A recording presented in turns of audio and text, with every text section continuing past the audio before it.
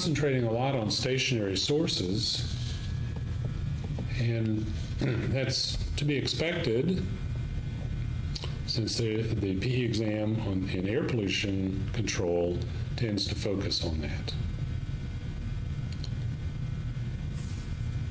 So now let's look at problem 7. A power plant is burning 4,000 tons per day of coal with a heat content of the coal of 12,000 BTUs per pound. Given your regulatory limit of 0.03 pounds of particulate matter per million BTUs of heat input, calculate the allowable daily emissions of particulate matter. This is how much is allowed to be emitted from this plant. If we schematically look at this, here's our power plant. I'll just draw it as a big box with a stack. There's a lot of components in there, of course.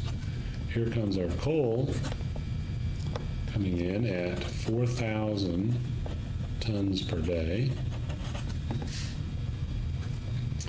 And here comes the exhaust gases out, and what is our allowable particulate matter emission rate?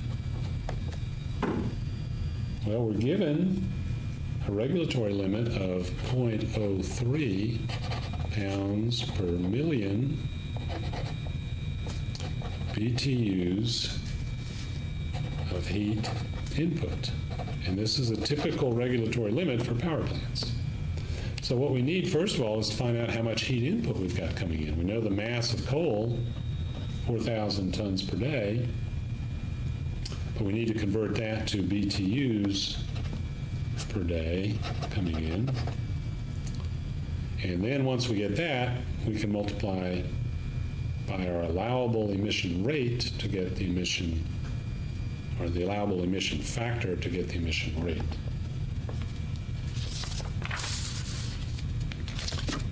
And so the solution given for problem 7 then is simply particulate matter allowable is 4,000 tons per day of coal, converting to pounds, and then given our heat content of the coal, converting to BTUs. Then multiplying by our emission factor of 0.03 pounds per million BTUs, and this is the limit, this is the regulatory limit. We may actually be emitting less than that, but this is the maximum we would be allowed to emit, 2880 pounds per day.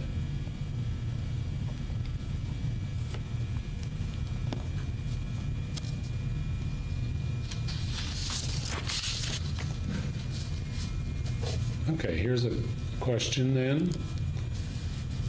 Question number 8, and another tip for you for the PE exam. Some familiarity with air pollution control equipment and units and definitions and terms, etc., is assumed. Okay, well, obviously you wouldn't be taking the PE exam in environmental engineering unless you knew something about air pollution. And this will allow you to, or being familiar with these terms, will make it a lot easier to read the problems and understand what's being asked. For example, number 8, dusty air at a fertilizer plant flows through a 73% efficient cyclone and then through an ESP. The inlet air to the cyclone has a dust loading of 80 grains per cubic foot. In order to meet the standard of 98.5% collection efficiency for the fertilizer plant as a whole, and that's important here, read that, fertilizer plant as a whole, what is the allowable concentration of dust in the air that exits from the ESP? Okay, to solve this problem, I would like to first start out with a sketch showing the system. We got some kind of manufacturing process here in the fertilizer plant. It's emitting some dusty air, and it goes through first a cyclone that collects some of the particulate matter,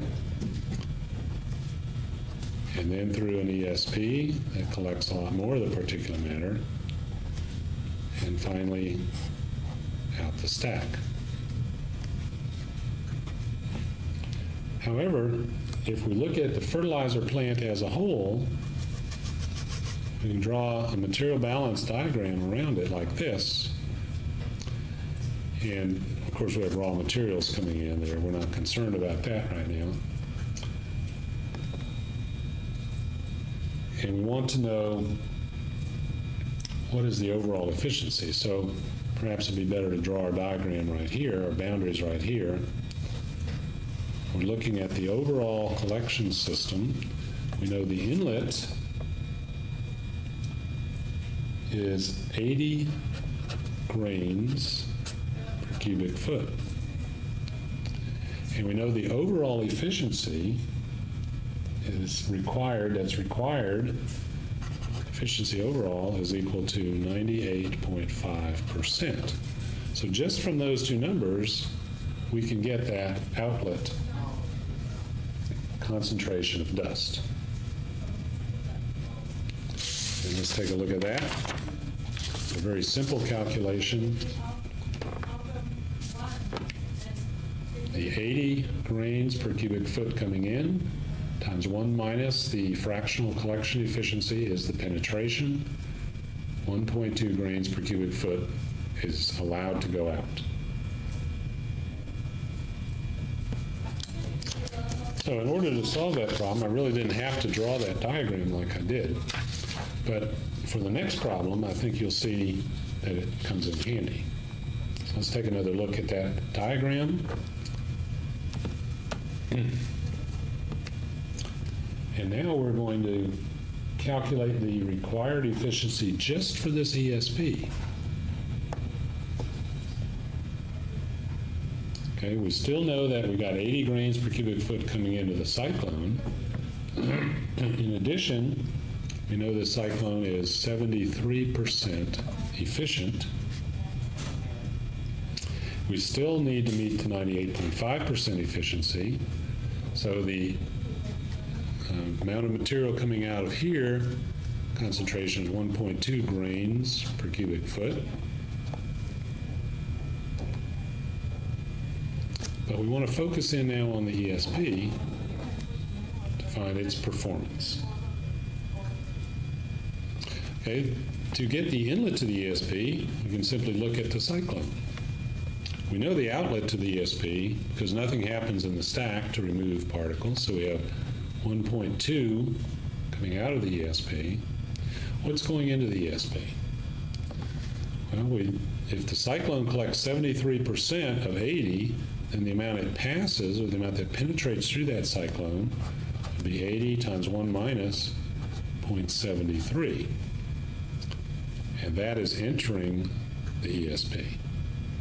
So now we can determine that, and the solution to this problem, once you observe that that's the case, solution is quite easy. First, you calculate the cyclone penetration, 21.6 grains per cubic foot. That's the concentration entering the ESP.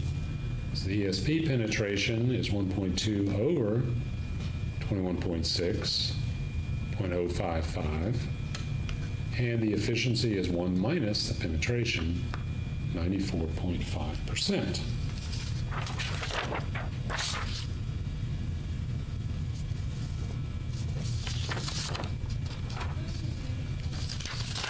Okay, let's look at the next problem.